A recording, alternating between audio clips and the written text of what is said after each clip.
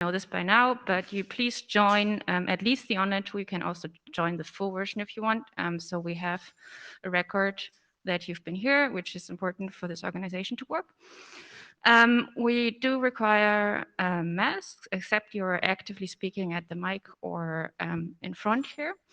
And we do require to be nice. It's on the slide once again because it's so important. This session will be recorded and will be live streamed, so we're exciting.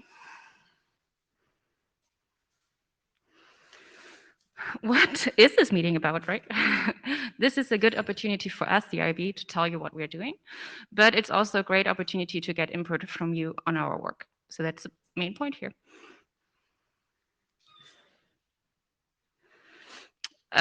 If you're too shy to go to the mic line today and tell us what we're doing wrong, you can also send us email. There are different ways to reach us. You can reach each of us individually. You can reach me at the IB chair, but you can also send us email to the IAB mailing list. But be aware, it's not only the IAB on that list. There are a few more people, so that's listed here. If you want a more public discussion, especially on architectural considerations, we have the architecture discuss list. And we have lists for each program, which is only one at this point, that you can engage with. And if especially one important role we're having is liaison coordination. So if you have a question about liaisons, they have a special mailing list for that. So feel free to reach us on any of these ways. Okay, before we start the exciting part of the meeting, we have a few updates that in order to keep you up to date with what we're doing. And one thing we are doing is we do happen to publish documents from time to time.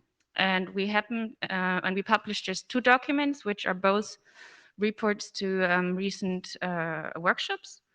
So one is for the 8 workshop that we held last year, and the other one is the workshop for measuring network quality for end users. We reported in both of these workshops, really nice workshops, a lot of good contributions, and now you have the report, the final version of it, out there as RFC. We're working also on documents that are supposed to provide architecture guidance, and we have 2 documents that are basically ready for publication. The past seamless collaboration document already got a last round of community feedback, so this one is actually ready to go, and you will soon see an RFC. And the protocol maintenance, we will do another round, or like a final round of community feedback. But there was a lot of work on this document lately. So the IB thinks this document is in very good shape, and you will see an email about this soon. Or maybe it's already out, I'm not sure. And just very quickly, we also have 2 documents that we're considering to adopt in the IAB. One document we already had a presentation last IAB open meeting, so you should be aware. This is the minimization document. We got very good feedback after the session. There has been a revision, and mainly we're also clarifying what the difference to existing privacy considerations, because that also talks about data minimization, but we believe there's more to say here, so that's the status of that document. And the other one is brand new, and I will not tell you much about it because we have a short presentation later. Okay, besides documents, we also have this tool of technical programs that we use to do work and engage with the community. And currently, we just closed recently, and that was also discussed at the last IAB Open meeting. We closed the Model T working group. It doesn't mean there's no work to be done. We just think the work needs to be done in the IETF. But you can still use the architecture discussion list if you have anything to discuss in that relation. And the one active program we have is the EDM program. That program didn't have a meeting since the last IETF meeting, but there's still progress, and mainly their focus was on this protocol that I was just talking on this document I was just talking about protocol maintenance. So that's the main focus. But you can also see the current status about other things that will be or are in scope for this program based on GitHub issues. So if you're interested in these things, please look at the issues, please comment, please subscribe to the mailing list, or talk to the chairs. No, we call them leads, which is David and Tommy. David was just waving. Okay, liaison updates. We will have a slightly longer update coming up next from Russ about IEEE. This is something we started the last meeting, that we actually asked one of our LISOR coordinators to talk about the respective organization, because we hope that is helpful to the community. And then just like one little news here, one of our tasks is also to maintain and LISOR managers. So we had Alison Mencken, who served us as a LISOR manager for a very long time, and great thanks for that. And she asked us to step down, and so we had to find a replacement. And so Warren is helpfully taking this up. Thank you. Thank you to both Alison and Warren.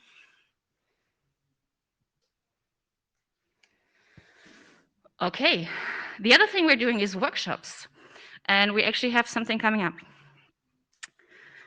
The next workshop we're going to take, you just missed the deadline yesterday. But if you urgently want to contribute, maybe there's still a chance. I don't know, talk to Yari and the other program committee members. But this workshop is definitely coming up beginning of December, first week of December. This will be an online workshop, so the sessions are not fixed yet. It depends on the participants. And the focus is really on the environmental impact of the internet, to try to get an assessment or a better understanding, like how to even measure that and what that means in very short.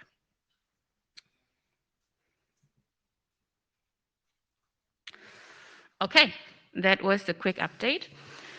And we will next go to Russ, except somebody has an agenda badge. That would be your opportunity.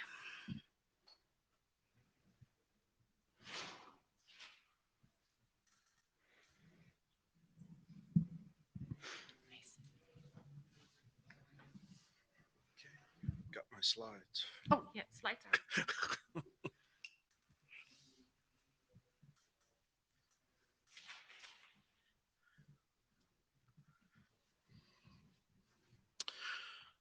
Hi, I'm here to talk about the relationship between IETF and IEEE 802. Next slide, please. So this relationship has been going on for a long time, obviously, but it got written down in RFC 7241, which is actually an update to an earlier RFC, but it describes the way that the two organizations, IEEE Project 802 and the IETF, choose to cooperate. The document was collaboratively developed from both people in the IEEE 802 leadership and from the IETF leadership, and it guides the way that we do coordination today. Next slide.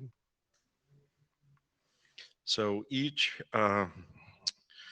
meeting cycle, both the IETF and the IEEE 802 each meet 3 times a year.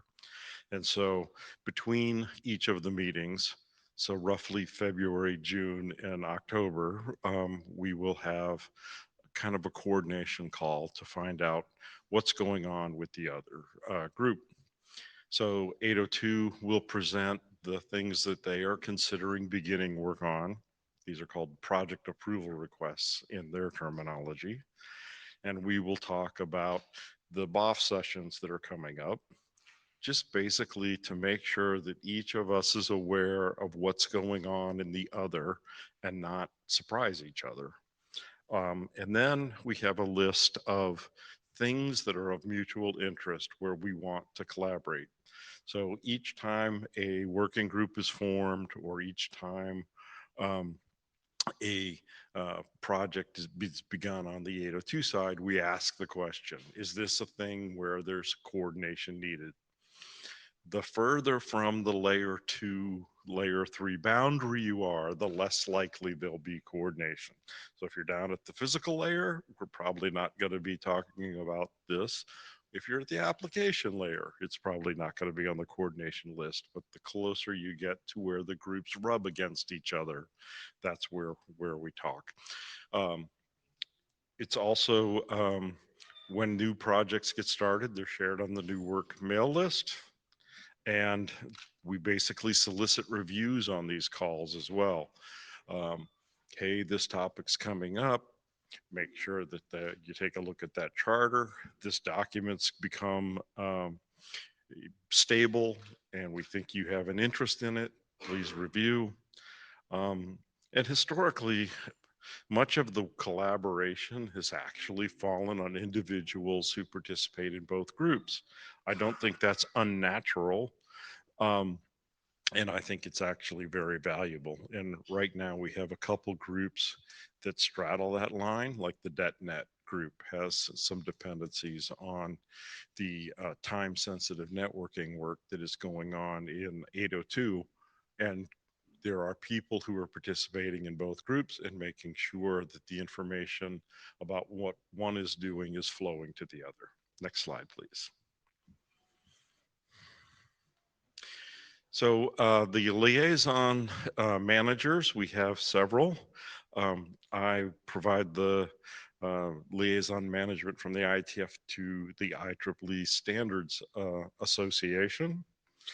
Dorothy Stanley is, who's actually the chair of 802.11, was named as the liaison from the full project 802 back to the IETF, and Peter Yee for the just the Wi-Fi part. The guidance regarding these when to do formal liaisons as opposed to just informal coordination um, from the IETF is in BCP 103, and there's a similar policy level document in 802 at that URL. Um, and there's two URLs if you want to learn more about the way that the collaboration is done and the minutes from those collaboration calls and so on. Next slide. So protocol parameter allocation goes on differently in the two groups. IANA has to do with the way that we would allocate a parameter, and the IEEE side, they have the IEEE Registration Authority, which has a committee that oversees it called the RAC. And I always think of that and think about here in London, the RAC. But anyway, the they have an oversight group that does the technical side, and we have various IANA parameter allocation policies. Whenever it's a scarce resource, of course, we require a standards action. When it's a bigger code space, we have less stringent rules. And there are some rules about, there is an OUI, the top 24 bits of a MAC address assigned. And IANA has special rules for if you need one of those, how to get one. There are a few registries that are joint use. Basically, when a document that's progressing through one of the two bodies or the other needs a code point from the other, that's where we coordinate to make sure an assignment happens that makes sense. Next slide.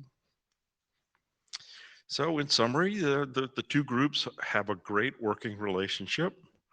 Informal communications between the leaders is really important because then they know each other. So whenever some friction occurs, basically they know each other, they can talk to each other. It helps a lot as opposed to the cold call. And these coordination sessions that happen 3 times a year really do help identify potential areas of collaboration or friction. The point is to identify them both as early as possible.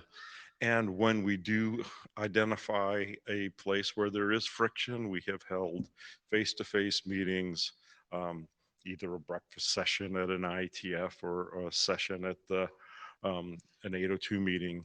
And occasionally we have meetings in the same place in back-to-back weeks.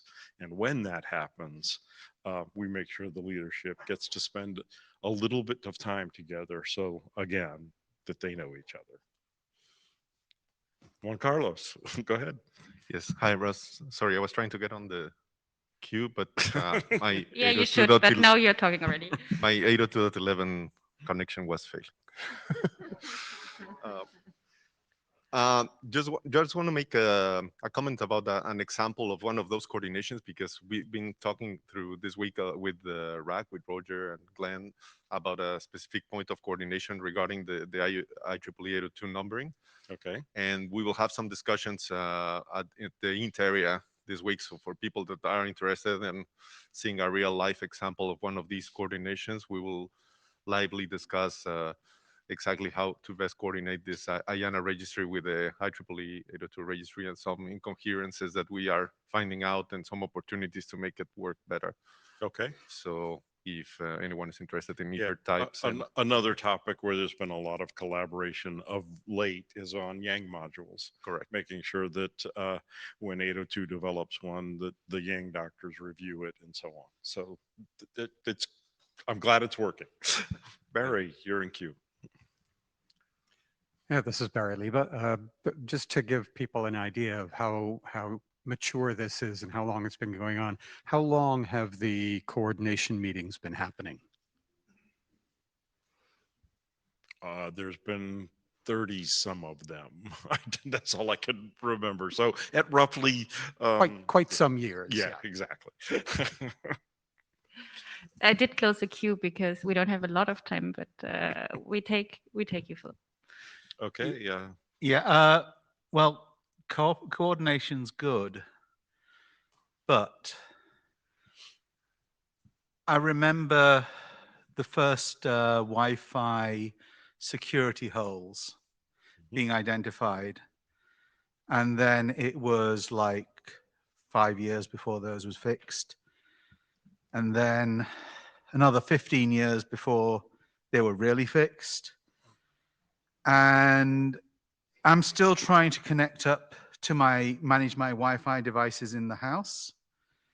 And I'm still not seeing solutions out of Wi-Fi world. And I think that we should not be too deferential. If a group is not delivering for the end users of the internet and not providing a specification that is actually usable, then at some point we've got to say, we're just going to do it ourselves. And if we don't say it here, somebody else will.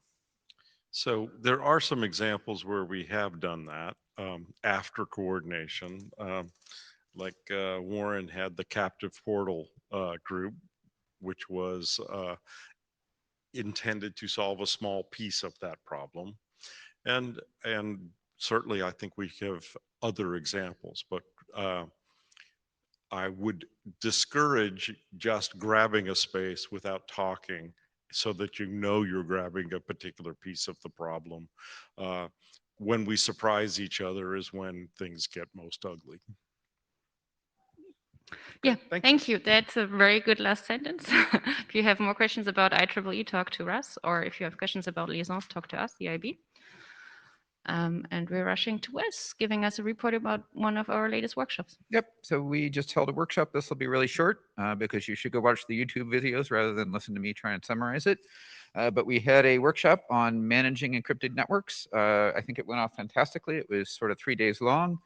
The purpose of the workshop, is there on the slide. That's sort of the most important sentence that says this workshop was to discuss how do we improve network management as encryption kind of keeps ramping and ramping up on the internet, which is both good for end users, but it does make some things like traffic prioritization and other management techniques difficult. So we divided the workshop into 3 different 2-hour sessions. They were 2 hours each day from a Monday to Wednesday. The first one was, where do we go? Where are we now? How does the world exist? What are the requirements and passive observations? The second one is, where do we want to go? Right? What do we want? Where do we want to get to? What are the collaboration principles? And then the final day was on how do we get there? What are like the future thinking? How do we actually make progress? Next. So the result was an excellent 3 days, as I said. There was roughly 35 participants every day, roughly. I think it was a little bit less on each day, but it rolled a little bit. And the topics and presentations included, a lot of things. I listed sort of 4 bullets out of a bunch of stuff. There was a number of talks that were given and a lot of discussion. And they're all available on YouTube, as I said. That'll be on the next slide. But how do we, manage encrypted traffic? sorry. Sorry. You know, how do we do this in a data center kind of world? There was actually a good talk about how it actually is being done in a data center world. What are the benefits and motivation for collaboration? And I think, to me, that's one of the biggest takeaways. How can we get end users to actually tell their ISPs what they need when they're encrypting their traffic in a way that's safe for them? So that's actually, so there was a bunch of good proposals for doing that. All right, now you can go on. So this is sort of the final list. I should say the one thing that I forgot to put on this list is thank you to the program committee. So I will do that now. The program committee, you know, consisted of Mallory Nodal and Miria Kudwin, Tommy Polly, Russ White, and Chi Wu. So thank you to all of those members. And then the YouTube recordings are there. They're only 2 hours each, so you can put them on fast forward if you want, and you'll learn a lot from them. So I suggest you look at them. Thanks, Wes. Thanks to all the participants for that workshop. And thanks in advance for those people who will be writing the report. So hopefully that's coming up soon. Okay, next presentation. We have Tommy, I believe.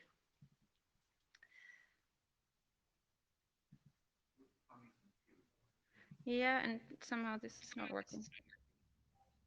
All right, hello. Yeah, if you could approve the slide sharing. Yeah, try. Yeah, thank you. Tommy, I can't unshare. Can you try to share, to request sharing? I am you requesting. I am requesting. I think you just need to hit. Oh, it says you're offline now. Oh, That's great. I There had we to go. unlock the queue. That was the secret. Perfect. All right. Hey, everyone. I'll just give a 5-minute rundown on a new document we have published. We haven't discussed it much on List yet, but this is an early preview of it. And it's talking about partitioning as an emerging architecture we see in the space of protocols that are trying to enhance privacy. And so I've been working on this with Miria as well as Chris Wood, who has been contributing as a non-IAB member. So overall, we observe that many generally newer groups within IETF are trying to improve user privacy based on separating data out between different entities. This is kind of core to what OHI is doing for Oblivious HTTP. It's one of the reasons that motivates Mask, which is doing HTTP-based proxies that can proxy UDP and IP traffic. It's very fundamental to PPM, which is a meeting going on right now about collecting metrics and splitting them up between different entities before rejoining data. And it's also fundamental to Privacy Pass, which is all about being able to authenticate or prove some property about a client using information and attestation from a different path or a different entity. So these have many different use cases, but they all benefit in a privacy aspect from partitioning.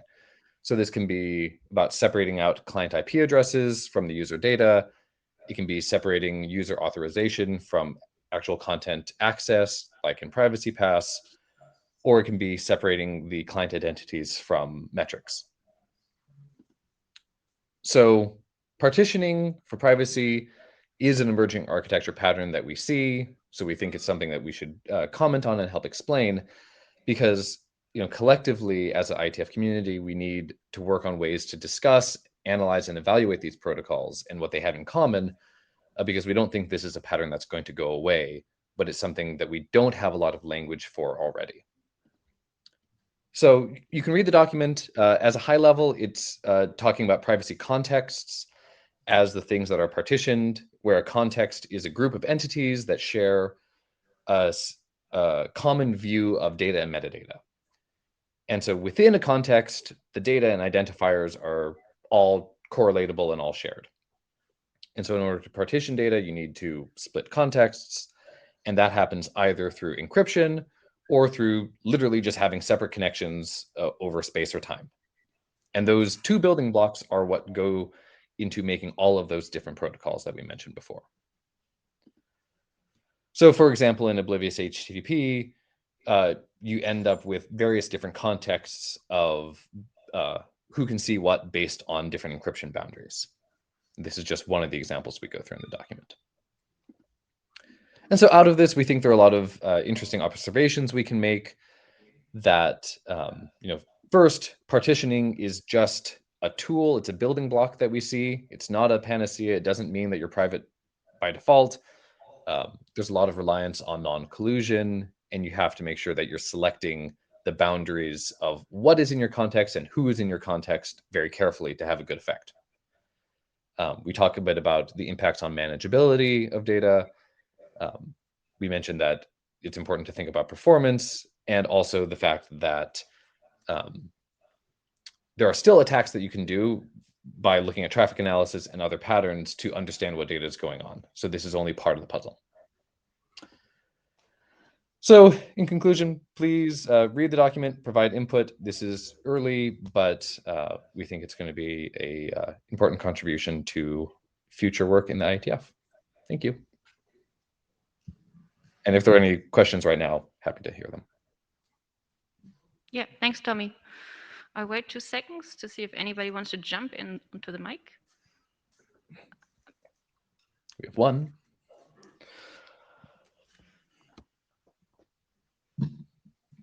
Can I? Yeah. Okay. Hi, Vittorio Bertolo, Open Exchange. I think you know what I'm going to say. But yeah, I think that, well, this is an important discussion. But then, I mean, depending on how this is deployed and designed, on the economic incentives, on the policies, and so on, technical and not technical parts of it, this might actually provoke more centralization and less privacy than actually distribute and create more privacy. So it depends whether you build this architecture in a way so that you have 1 million parts through which you can choose. I mean, but if you're just creating something which is so hard to deploy that only 3 companies on the planet will actually provide these intermediate servers or whatever, then the result will be centralization and less privacy. So I think we'll have the discussion, but I just wanted to flag the issue that it really depends on how you design and how you deploy it in terms of incentives, not just technical ones, but also economic and policy ones. Right. Yeah, thank you. And I think that's exactly the type of commentary and discussion that belongs in this document. So it can say, hey, just because you're partitioning data doesn't mean that it's always the right thing to do, or you need to be careful in how you do it. Okay, perfect. This document was just the 0.0 version posted. And if you want to provide more comments, you will see a call for feedback or a call. Yeah, that's kind of how we call it differently. It doesn't matter. You can comment on the architecture discuss list. Okay, let's move on. Hey everyone, so I'm going to take over with the last half of our program today. So it's really excellent. We are about 5 minutes ahead because I think the next 2 invited talks are going to spark a lot of discussion, and it'd be also great if our presenters don't feel too rushed. So first, I'm going to ask Simone if you can come on. We've got your slides. Yeah. Hey, I can see you. Great. So Simone Basso is from the Open. Yeah, happy to. So can you request sharing and select your slides, because then you can control them yourself? I requested. Yeah, I didn't. Oh, okay. we Now uploaded your slide. That's better. Thank you. Okay, I just did. Okay.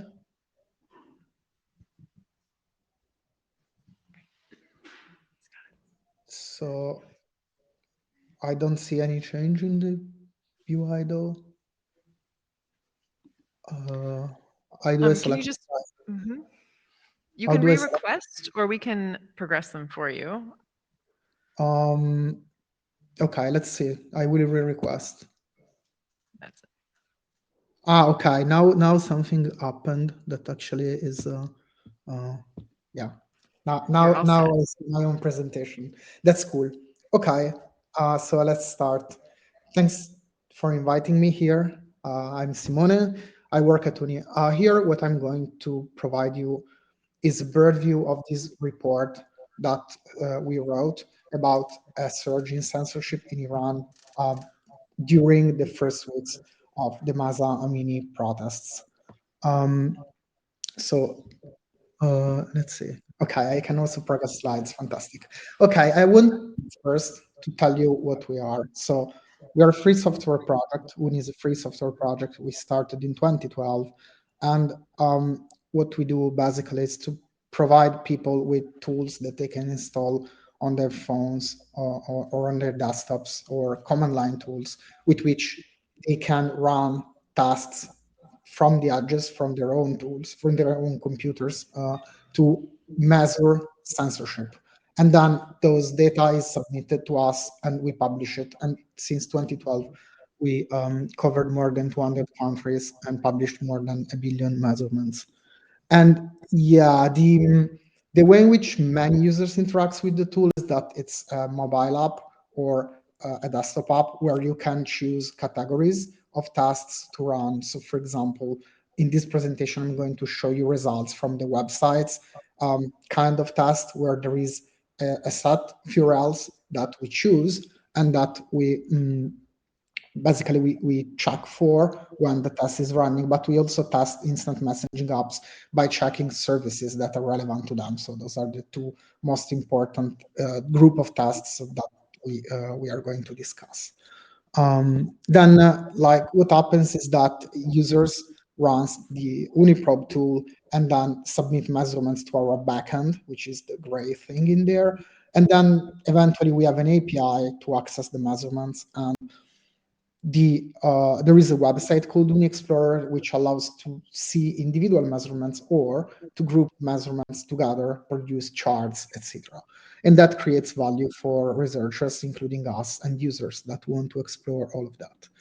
In particular, we have this tool called MAT, Measurement Aggregation Toolkit, which allows anyone to produce charts. And those charts basically are the charts that I'm going to use, that we used in the original report. So that's the tool. And yeah, you can basically reproduce the charts that I'm going to show for yourself using this tool. So now that I have set the stage, let's enter into the report itself. /reports on our website is the directory where we publish all our reports. The specific one that I'm going to tell you the high-level results of is this one on on Iran. After a few weeks after the beginning of the protest, we actually finished it on the 25th of September. And so let's before I show you some of our results, let's say that as you probably already know, there was lots of censorship in Iran before, and there were few services that were available. And the TLDR of this report is that the situation became worst, quite worst. But still, it's important to remember the starting point was not good at all. So let's, for example, start to see one of the charts that we included into the report. This is about DNS over HTTPS. And there are rows in this chart. Each row is a service that you can use to do DOH. And then each bar is the height of each bar is the number of measurements we collected in a single day in Iran. And then there are those colors. It's a stack plot. So basically the amount of a color that you see is the percentage of that color on that day.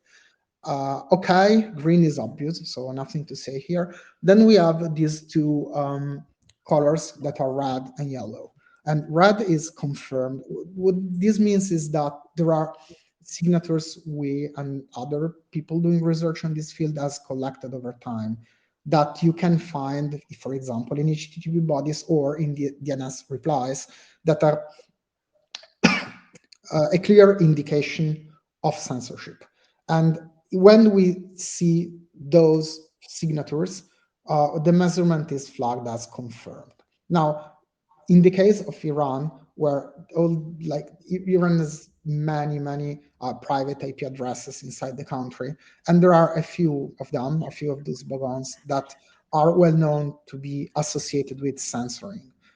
So when we, in this specific case, when we found those bogons, we said, right, okay, this measurement really looks a direct attempt of censoring. Then yellow is mostly unexpected network errors. So cases that you will see in Iran are most often you perform a TLS handshake, but you time out during the handshake. And there is some filtering that depends on the client law or the endpoints that you're using that cause the handshake to time out. Or another case that is frequent in Iran is that you TCP connect, but you time out because the connect never terminates. So those are the yellow cases that we see here. Like without going too much in depth, but just to say that we know by inspecting the measurements that what we had was a superimposition of anomalies and confirmed. So for example, you see that there are these three services that were already failing with anomalies, and those anomalies were mostly TLS handshakes. Now, it turned red, it turned to confirmed on the 21st. And this is basically the pattern. So we can see the same pattern across other kind of services. So WhatsApp was working before, and this is notable because Signal, for example, was tampered with in Iran before, and also Telegram was, and WhatsApp instead was working.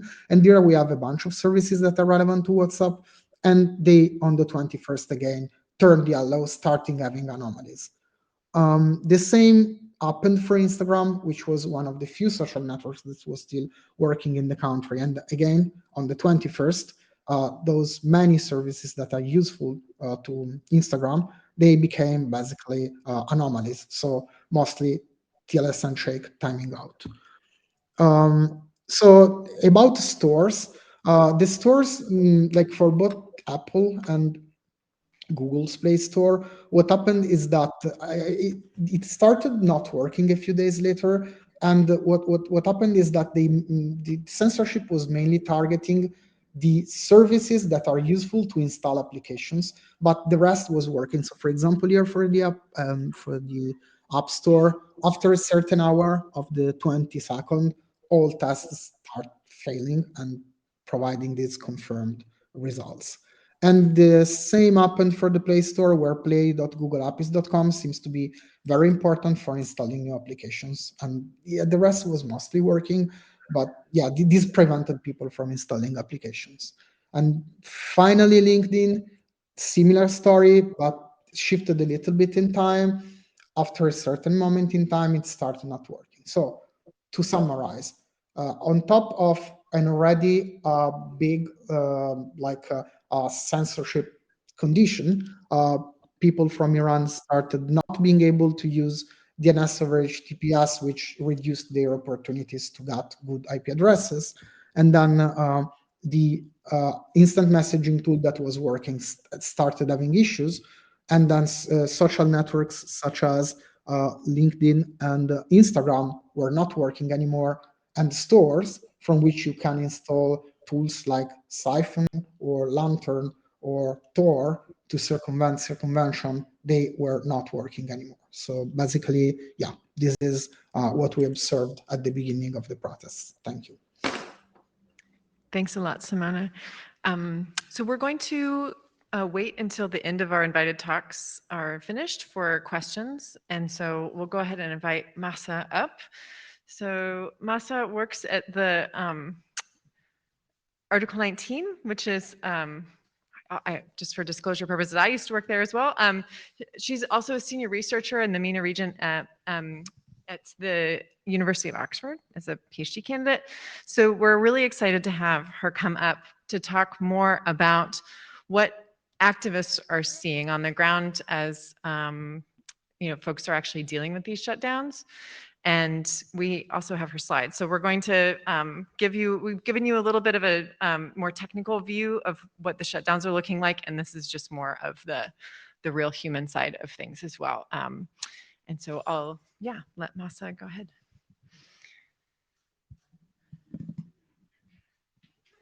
And you can just let us know what to change. Yeah, sure. Hi, everyone. You can take it out if you want. Okay. Yeah, like Mallory said, I work at Article 19. I'm a senior researcher focusing on the MENA region. And for the past 7 weeks, I guess our teams working on Iran have been full on working on this issue. Some people call this a revolution because things have changed drastically, and it's a bit unprecedented to see a protest movement like this continue on for such a long period of time. And technology obviously plays a really big role. So the last time we saw something on this scale was back during November of 2019 in Iran. Of course, protests have been continuous. Even before this round, there were protests in different provinces over different issues like, water crises, food crises, and things like that. And every time there are internet disruptions and there is some sort of restrictions on access online. So the largest scale of shutdowns we saw was during November 2019. And so for a period of over a week, the entire country kind of essentially went offline from the international internet. There was access to, national internet services. And so, some of you might have heard of November 2019 in terms of what they did. Clearly, the digital repression was accompanied by, offline severe brutality. The difficulty in documenting how many people were killed in the darkness of the shutdowns has been obviously has meant that we don't know the exact figures. Amnesty International has verified something around 300 people who have died, but estimates say they're actually closer to 1,500 people were killed by authorities while protesting. There's been a lot of research by Article 19 and Amnesty International to show that, these crimes against life were largely facilitated by internet shutdowns. So these technical discussions have very real impact on, just the right to life and the right to protest in Iran. So at Article 19, we did really in-depth research to kind of look at the anatomy of what happened during 2019. Even though there was a kind of international shutdown, there wasn't kind of an off switch. And so there's a map behind me of what the internet looked like in 2019 in terms of how ISPs were organized. So basically what we see is there wasn't necessarily a centralization in how the internet was shut off, but there has been a centralization in terms of how ISPs are organized. And so most civilian connections, if you can see up there in the blue, originate from the Telecommunications Infrastructure Company of Iran. And so there is, a communication regulatory authority that tells the various ISPs what kind of restrictions they have to place on their users. And so, the level of shutdowns occurred really at the ISP levels in that way. And so, our research did indicate that despite, the centralization in governance, there hasn't necessarily been a centralization in infrastructure. After 2019, there were continued growth in, internet exchange points, facilitating more connections to the international internet. So despite the fact that, there has been a lot of talk about how Iran is trying to nationalize its internet or move towards a kind of North Korean national internet infrastructure, it is still, investing in international connections, so that's interesting. So this brings me to what's happening now. Next slide. So there were a lot of lessons learned from 2019 in terms of what these shutdowns did for the Iranian economy.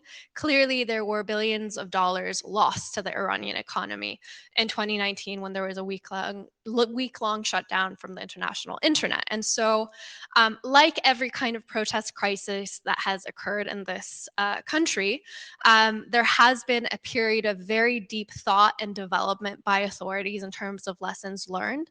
And 2019 was one of these periods. And so, one of the reflections was how to make digital repression essentially more efficient and less costly for the government. And one of the means that really was developed was the policies and technical underpinnings of this particular bill that's called the User Protection Bill, or in Persian, it's called Tarh Siyanat.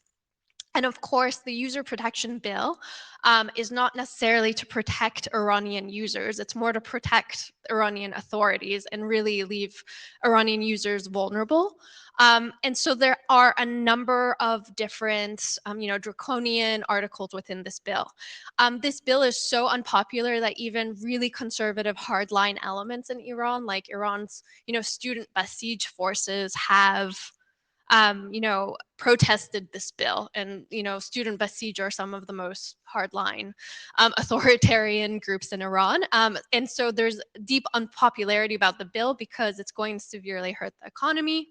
However, this hasn't stopped the fact that there has been a silent implementation of a lot of the policies in the bill. And one of there's a lot of different elements, from the fact that they want to centralize internet exchange points into the hands of the armed forces. But one of the points in the bill that has been particularly significant, and our colleagues at UNI also pointed out to, is this element where they want to criminalize the sale of VPNs and essentially technically disable the use of VPNs. And they want to build a kind of model of legal VPNs where the government facilitates different tiers of access to different individuals in Iran based on their profession, based on their identity or connections, to have these legal VPNs that essentially gives, white lists for internet access, as opposed to, the blacklist that currently exists. And so how does the government go about technically disabling access to VPNs? And so at Article 19, we had been trying to understand how this is happening.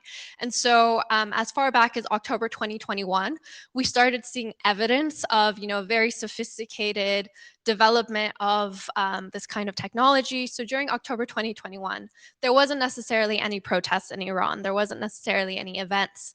But there was severe disruptions occurring on the Iranian network. And so when we did a deep dive into it and talked to network engineers inside Iran, it seemed like there was a specific focus on tampering and disconnecting VPN protocols. And so there's actually a testimony from a network engineer we spoke to, where he was saying that basically the health of the network was severely deteriorating at that point as they were testing these different forms of what seemed like deep packet inspection against these circumvention methods. So it did seem like they were really working on this effort. If you go to the next slide. And of course, this now brings us to right now. So since September 16, when Mahsa or Jina Amini died after being in custody with the morality police, we immediately saw protests. They started at her hospital in Tehran on the 16th, and they spread to be national protests by the 17th, and they've basically continued on till right this very minute. And so this is pretty historic and unprecedented in terms of the length of protests, and the various different techniques we have seen are very new, and I think talk to the fact that authorities had been planning for a moment like this and planning on these different methods to try to reduce the kind of costs to the economy, to how the nation functions. And so there's been really four techniques we've been noticing. Mobile curfews. Iran, like a lot of countries, internet access is mostly facilitated through mobile internet data. And so it's very significant. And protests typically surge around between 4 p.m. and 1 a.m. And so the major, if you go to the next slide, some of the major mobile carriers in Iran. Up here we have Irancell, Raitel, and Hamra Avval. These are the most used mobile carriers in Iran. And you can see by this period of time during these protests, we have clear moments where there's mobile curfews. And after the mobile curfews, and we can see a surge in mobile use. Next slide. And so another thing we've been seeing, although we haven't been seeing national shutdowns, we've been seeing select days where internet is shut down in specific regions where there's the highest protest brutality. This is a snippet from one day from October 8th to the 9th in the province of Kurdistan. Masa Amini was from Kurdistan. So there's been a lot of days like this where the internet is shut, and other provinces where historically marginalized groups like the Baluchis, the Ahwazis, and the Kurds have been seeing a lot of days like this, and accompanied usually by massacres. So like I mentioned, I think the biggest and most concerning aspect we're seeing is how they are attacking circumvention technology at the moment. And of course, this is really important because, within the first few days of the protests, most remaining and most popular foreign internet services were blocked. So Instagram was the most used social media in Iran. It was blocked within a few days of the protests. WhatsApp was blocked within the first few days of the protests. And slowly most, as our colleagues at UNI said, most foreign services, or really any kind of foreign service where communication or coordination could occur, has been blocked. And so this also is part of the overall plans that were in place for the bill. And not only did they do this, but they blocked the app stores. So when they blocked app stores like Google Play Store and Apple App Store, this means that when the existing VPNs are disabled, it's very hard. There's a new hurdle in getting new functional and secure VPNs. Iran is well known for having national VPNs that are well known to be operated by authorities who monitor or pick up data from the VPNs that they make themselves. So secure VPNs is a major issue, and we have noted that there's a large majority of Iranians are using kind of national VPNs where the security is very shady. And so, like I mentioned, and like our UNI colleagues also alluded to, there has been different kind of evidences of what they're doing to make circumvention really difficult. So, we're guessing there's very sophisticated deep packet inspection. We've also seen increased blocking of encrypted DNS and, complete blocking of HTTP3 and quick traffic. I'm not a particularly, technical person into the fine graining of this, but I'm sure a lot of people in this room are aware of this. So these are some of the things that we've been seeing. Next slide. So this essentially brings us to what can be done. I mean, you might have been following the most, I guess, headline grabbing solution to what's been happening in Iran, which is, Elon Musk saying he's going to send Starlink to Iran.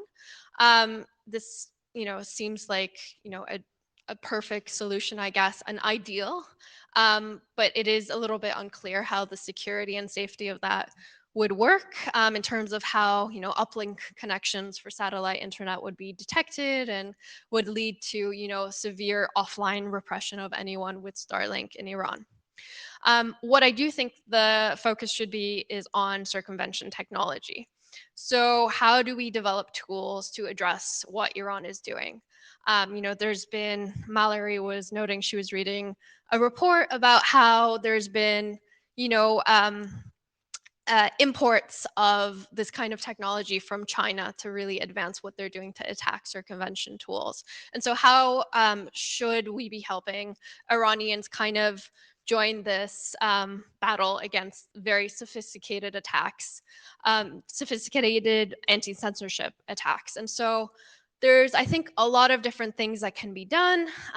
One of the things that we have been looking at is the opportunities that have been made available with a particular law in the United States, which is tech sanctions have been loosened at the start of this protest. So the US Treasury basically added cloud computing and cloud platforms to technologies that can legally now be made available to Iran. So things like GCP, Google Cloud platforms, are at the moment blocked in Iran from the Google side. And of course, things like GCP can easily, join the roster of tools meant for fighting internet censorship. And I mean, one of the things I've noted is that, Google, well, the Jigsaw made Outline VPN, for example, it relies on other servers to be hosted or used in Iran.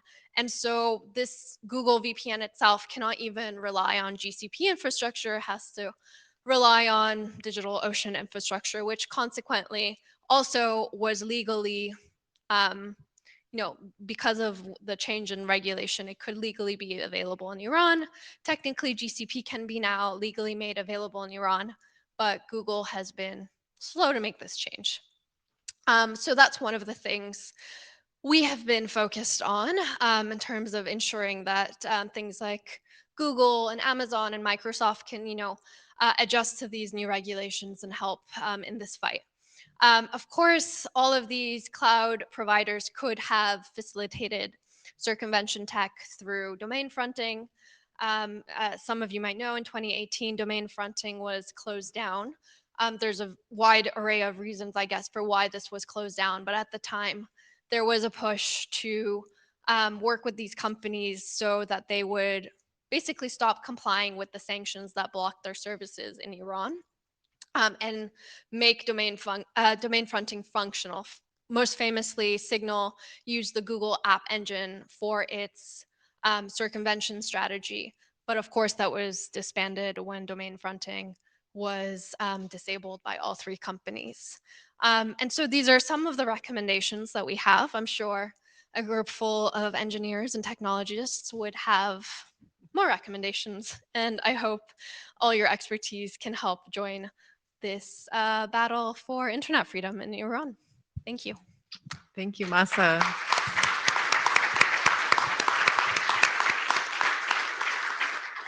So we do have a bit of time if folks want to get in the queue and share all of your ideas for how to do circumvention better, or other comments or questions you might have. Phil Humbaker, I'd like to listen.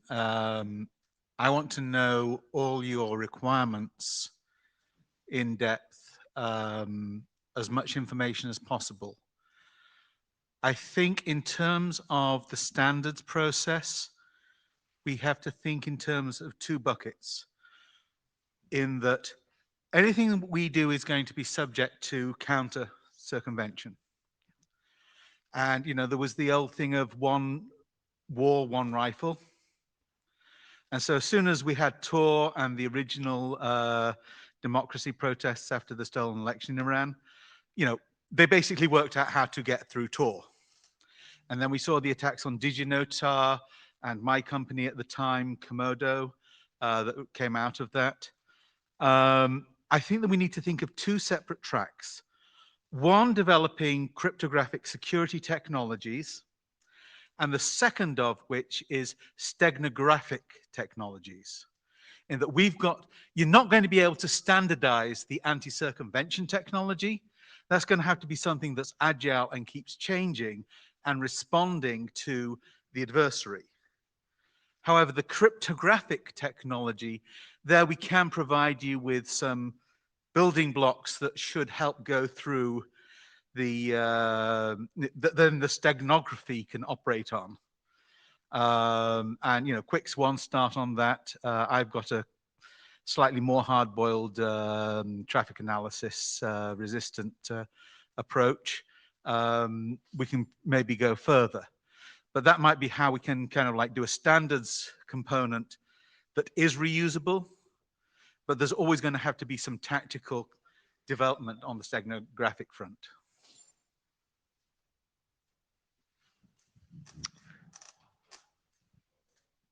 Yep, Piers. Go ahead.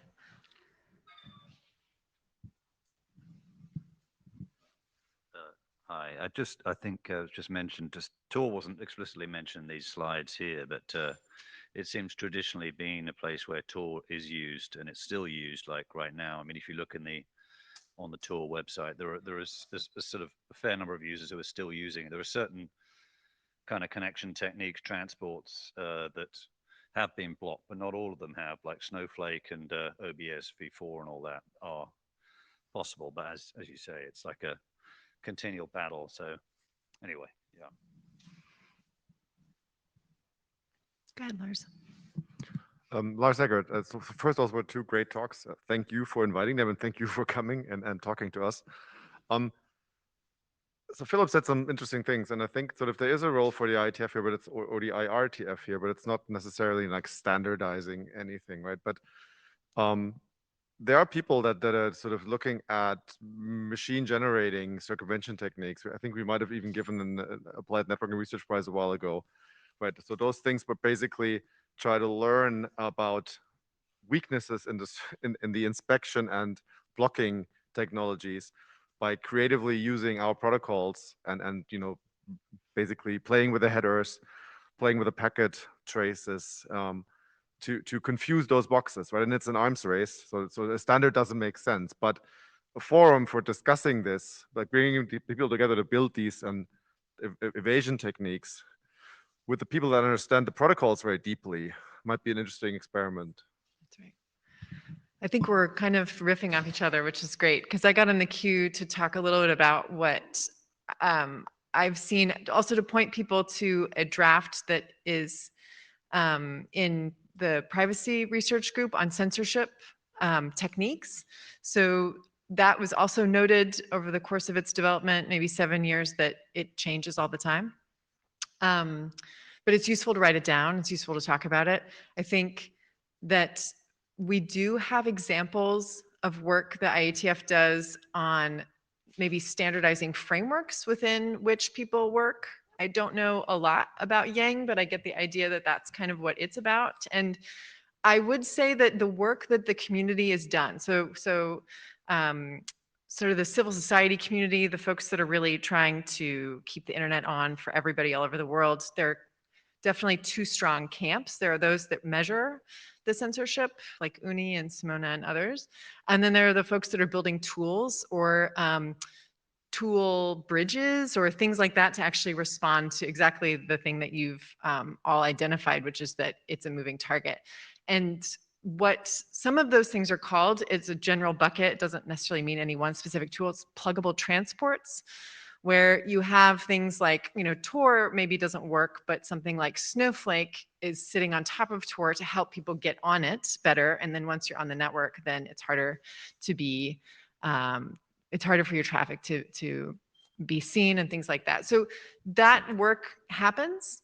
I think it would be great actually to have it happen in the IETF, or to figure out how to bring that community here more often so that they can get the critical feedback from you all who are simultaneously developing whole protocols like Quick, but then also might be swept up in this problem where just the protocol itself is getting blocked. Something I think is fairly a new trend in censorship is to just block things based on protocol. That's new. We don't want that to happen. So how can we also mitigate that issue?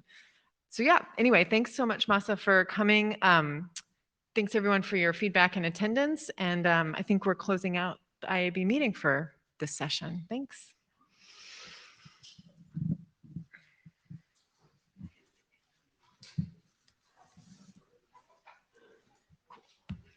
Really nice. It's perfectly on time as well. Thank you for all your work getting all the slides together. I like totally misplaced my charger, which is like such a rookie thing to do.